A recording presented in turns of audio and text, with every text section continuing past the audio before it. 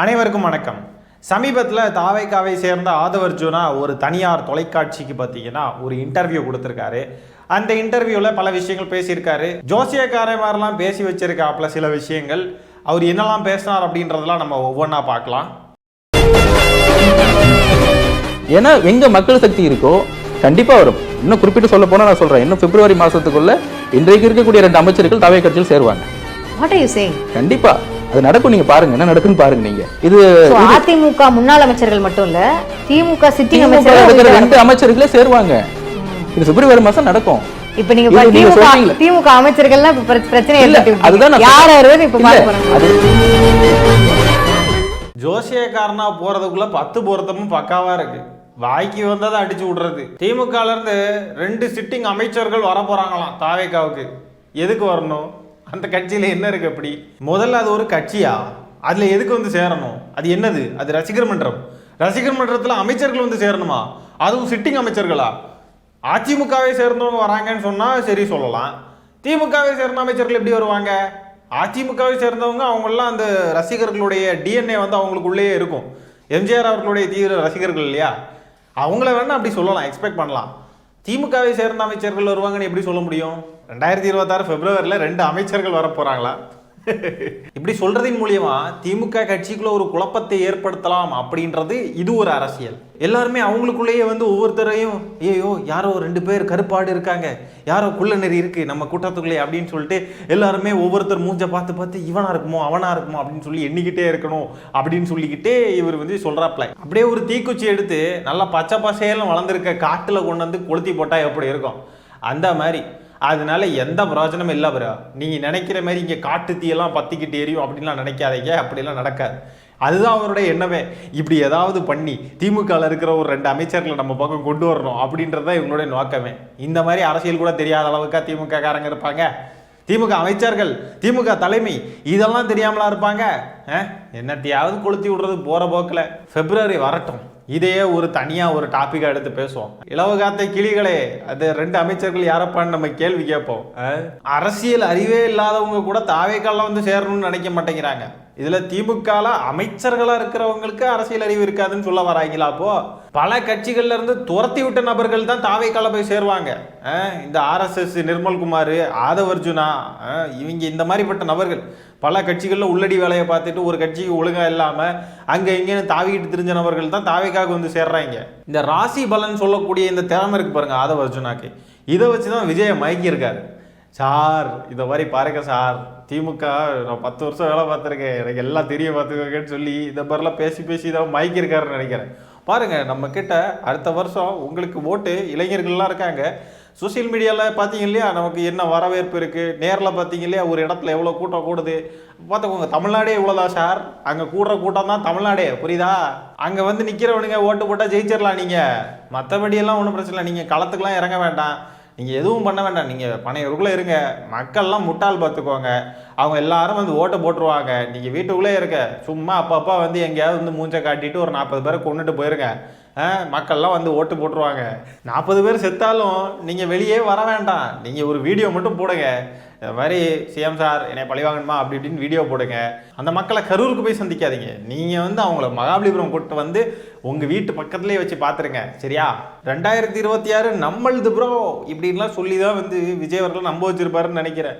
ஜோசியக்காரனாக போயிருக்க வேண்டிய ஒரு நபர் தாவேக்கா கட்சியில் வந்து அரசியல்வாதின்ற பேரில் வந்து உட்கார்ந்துக்கிட்டு இருக்கார்.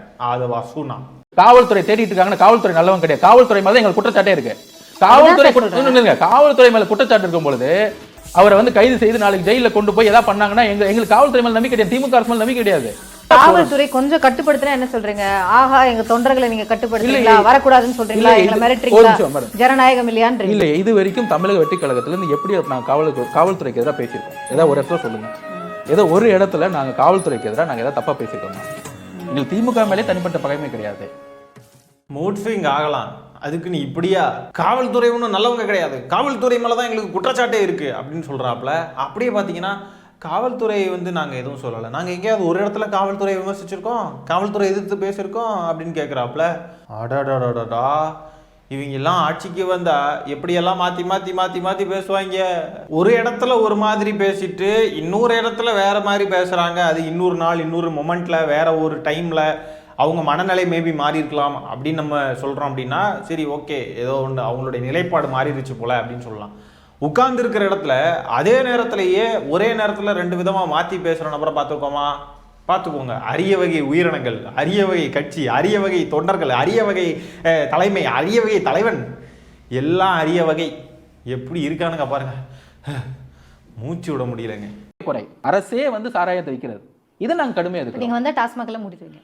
கண்டிப்பா அரசு செய்யக்கூடாதுன்னு நாங்கள் நினைக்கிறோம். இது வந்து அரசே செய்யக்கூடாது, அரசே விற்கக்கூடாது. ஒரு கலெக்டர் படிச்சுட்டு வந்து ஒரு கலெக்டர் வந்து சாராயத்தை விற்கக்கூடாது, ஒரு ரெவன்யூ டிபார்ட்மெண்ட் விற்கக்கூடாது. பூரண மதுவிலக்குன்றதை நீங்க சொல்லல, இல்ல அரசு விற்கக்கூடாதுங்கிறது தான் எங்களுடைய நிலைப்பாடு. கட்சியோட நிலைப்பாடு மது மற்றும் போதைக்கு எதிரானது. சரி, ஆனால் அதை வந்து எப்படி அமல்படுத்தணுங்கிறதுல நிறைய தெளிவா எங்களோட மேனிஃபெஸ்டோ நாங்கள் விளக்குவோம். அமல்படுத்தக்கூடிய முறைகள்.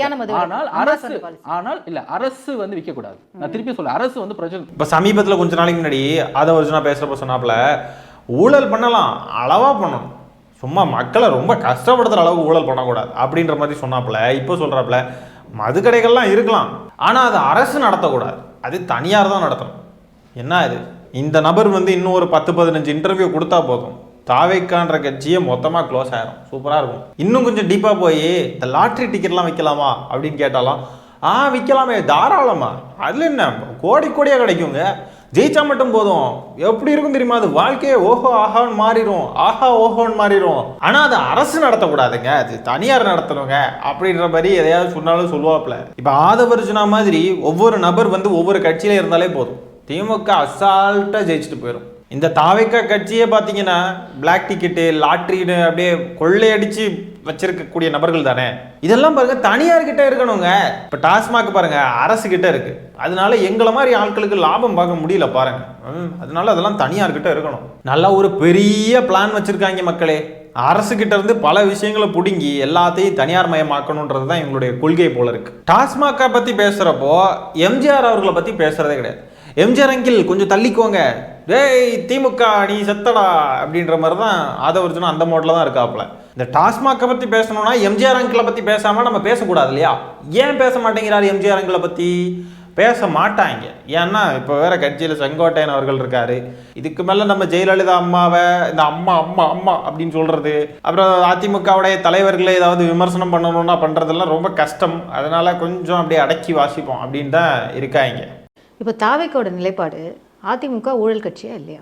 அதாவது மீடியாவும் சரி, இப்போ இருக்கக்கூடிய திமுக சுற்றி இருக்கக்கூடிய விஷயங்கள் என்ன நெரேட்டிவ் பண்ணா, தாவேக்கா டிவிகே ஏன் வந்து அதிமுக எடுக்க மாட்டேங்குது, ஏன் வந்து பிஜேபி எடுக்க மாட்டேங்குது அப்படிங்கிறதுல உங்களோட கொஸ்டின் இருந்து இருக்கக்கூடிய ஒரு இடம். எங்களுடைய பதில் என்னன்னா, 21 இந்த அரசு வேணும்னு சொல்லிட்டு எல்லாரும் சேர்ந்து ஒரு ஓட்டு போட்டோம், மெஜாரிட்டி கவர்மெண்ட் வந்துச்சு அப்படின்னா அதிமுக 21 ஒரு மிகப்பெரிய தவறு செஞ்சுதான். ஊழல் குற்றச்சாட்டு இருக்கலாம், நிர்வாக சீர்கேடு இருக்கலாம், நம்மளுடைய மாநில சுய உரிமைகளுக்கு எதிரான. இதுக்கு மேலே கேட்க முடியாதுங்க இந்த நபர் பேசுறது. அதிமுக ஊழல் கட்சியா இல்லையான்னு தான் கேட்டாங்க நெறியாளர். அதுக்கு இவர் சொல்ற பதில பாருங்க. இவங்களுக்கு 2021 ஓட்டு போட்டோம், திமுகவை சுற்றி இருக்கக்கூடிய வானத்துல மழை பெஞ்சது, பூமியில நிலம் இருக்குது, புல்லு முளைக்குது, கடல் இருக்கு, வானம் இருக்கு, பூமி இருக்கு, என்னலாமோ பேசுறாருங்க. கடைசி வரைக்கும் அதிமுக ஊழல் கட்சியா இல்லையான்றதுக்கு பதில் இல்லை. ஓட்டு போடுங்க, நீங்க எடுங்க.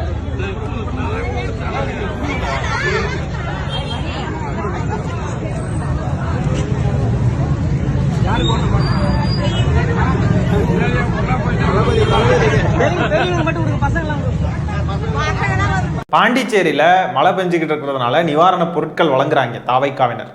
அதுல பாருங்க, யாருக்கு ஓட்டு போடுவீங்க?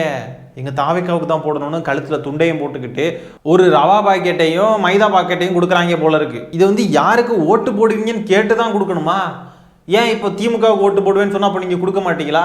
அப்போ மக்களுடைய நலன் உங்களுக்கு முக்கியம் இல்லை. அப்போ நீங்க ஆட்சிக்கு வந்தீங்கன்னா நீங்க கொண்டு வர திட்டங்கள்லாம் தாவேக்காவினருக்கு மட்டும்தான் முன்னுரிமை அப்படின்னு சொல்லுவீங்களா? எந்த கட்சிக்கு ஓட்டு போடுற மக்களா இருந்தாலுமே எல்லா மக்களுக்குமே எல்லா திட்டமும் கொண்டு போய் சேர்க்கணும். அரசு கொண்டு வர திட்டங்கள் எல்லாம் எந்த பாகுபாடும் இருக்கக்கூடாது. இந்த மனநிலையை புதுசா வரக்கூடிய கட்சிகளா இருந்தாலும் சரி, பழைய கட்சிகளா இருந்தாலும் சரி, யாரா இருந்தாலும் இந்த மனநிலையை வந்து அவங்களுக்கு இருக்கணும். கழுத்துல தாவேக்கா துண்டு போட்டிருக்காங்க, இதை வேற கேட்டுதான் அந்த மக்கள் கிட்ட கொடுக்கணுமா? அப்படி ஒரு நிவாரணத்தை அப்படியே கொடுக்க வேண்டியதானே? அவங்க தாவேக்காரங்கன்னு தெரியுது. அந்த மக்களுக்கு ஒருவேளை இவங்களுடைய செயல்பாடுகள்லாம் உண்மையாலுமே பிடிச்சி ஓகே இவங்களுக்கு வாக்களிக்கலாம் அப்படின்னு சொல்லி அவங்களா விருப்பப்பட்டு வாக்களிச்சா ஓகே. யாருக்கு ஓட்டு போடுவீங்க சொல்லுங்க, தாவேக்காவுக்கு தான் ஓட்டு போடணும், அப்போதான் நாங்கள் தருவோம், இல்லைனா தரமாட்டோம் அப்படின்னு சொல்றது என்ன மாதிரியான ஒரு மனநிலை? எவ்வளோ கேவலமாக இருக்கு. ஒரு ரவா பாக்கெட்டையும் மைதா மாவையும் கொடுத்து அந்த மக்கள் வந்து விஜய்க்கு ஓட்டு போடணும், ஏன்னா நாங்கள் இந்த நிவாரணம் நாங்கள் தந்திருக்கோம், இந்த நேரத்தில் நாங்கள் தந்திருக்கோம் அப்படின்றதுக்காக இவங்க வந்து ஓட்டு போடணுமா மக்கள்லாம்? மக்களையெல்லாம் அவ்வளோ இழிவாக நினச்சிக்கிட்டு இருக்காங்களா? இலவசங்கள் இருக்கக்கூடாது, 1000 ரூபாய் வேண்டாம், கட்டணமெல்லாம் பேருந்து வேண்டாம், டிவி இருக்கக்கூடாது, மிக்சி இருக்கக்கூடாது அப்படின்லாம் வந்து பேசிக்கிட்டு இருந்த நபர்கள் இப்போ இவங்களே பாருங்க மிக்சி வாங்கி கொடுக்குறாங்க, இவங்களே இந்த மாதிரி பொருட்கள் டிஸ்ட்ரிபியூட் பண்ணுறாங்க. இங்கே சென்னையிலலாம் பார்த்தீங்கன்னா 5 ரூபாய்க்கு பிஸ்கட் வாங்கிட்டு ரோடோட சுற்றிட்டு திரியிறானுங்க. எதுக்கு கொடுக்குறீங்க? இலவசங்கள்லாம் தப்பாச்சு இல்லையா? நீங்கள் எதுக்கு கொடுக்குறீங்க? கொடுக்குறதும் பாருங்க யாருக்கு வாக்களிப்பீங்க, எங்களுக்கு தானே வாக்களிப்பீங்க, அப்போ தான் நாங்கள் தருவோம் அப்படின்னு சொல்கிறது எவ்வளோ கேவலமாக இருக்குது பார்க்குறதுக்கு. மக்களுக்கு தேவைப்படுற ஒரு விஷயத்த செய்கிறதுக்கு தான் நீங்கள் அரசியல் கட்சியாக வந்திருக்கீங்க. நீங்கள் வந்து உங்களுடைய கள செயல்பாடுகளெல்லாம் நீங்கள் செஞ்சு காட்டணும். அதுக்கு எங்களுக்கு வாக்கு போட்டால் தான் நாங்கள் செய்வோம்னு சொன்னால் அப்படின்னா நீங்கள் கொடுக்காதீங்க, நீங்கள் வராதிங்க, களத்துக்கே வராதிங்க, எதுவுமே செய்யாதீங்க, தயவு செஞ்சு நீங்கள் போயிருங்க. உங்களையெல்லாம் யாரும் கூப்பிடலை. வாக்களிச்சாதான் இவங்க வந்து ஏதாவது பண்ணுவாங்களாம், இல்லைன்னா பண்ண மாட்டாங்களாம். என்ன மாதிரியான மனநிலை இது? இரட்டை நிலைப்பாடு எடுக்கிறது. ஒரு பக்கம் பார்த்தீங்கன்னா இலவசங்கள் இருக்கக்கூடாதுன்றது, இன்னொரு பக்கம் பார்த்தீங்கன்னா நாங்கள் இது கொடுக்குறோம் அது கொடுக்குறோன்னு எங்களுக்கு வாக்களிங்க அப்போ தான் நாங்கள் வந்து தருவோம் அப்படின்ற மாதிரி பண்ணிக்கிட்டு இருக்காங்க. ஒரு பக்கம் அரசு கொண்டு வரக்கூடிய நல்ல திட்டங்களை எல்லாம் வந்து கேவலப்படுத்துறாங்க, அதை வந்து பயன்படுத்தக்கூடிய மக்கள், பயன் பெறக்கூடிய மக்களை வந்து இழிவுபடுத்துறாங்க. இன்னொரு பக்கம் பாருங்க இவனுங்களே வந்து அந்த மக்களை இழிவுபடுத்தி இவனுங்க எடுத்த ஸ்டாண்டுக்கு ஆப்போசிட்டா பிஹேவ் பண்ணிக்கிட்டு இருக்கானுங்க. ஆக மொத்தம் மக்களை இழிவுபடுத்திக்கிட்டே இருக்கானுங்க. எல்லா வகையிலையும் பார்த்தாலும் மக்களை இழிவுபடுத்திக்கிட்டே இருக்கானுங்க. இந்த காணொலியை நான் இதோட என் பண்ணிக்கிறேன். நன்றி, வணக்கம்.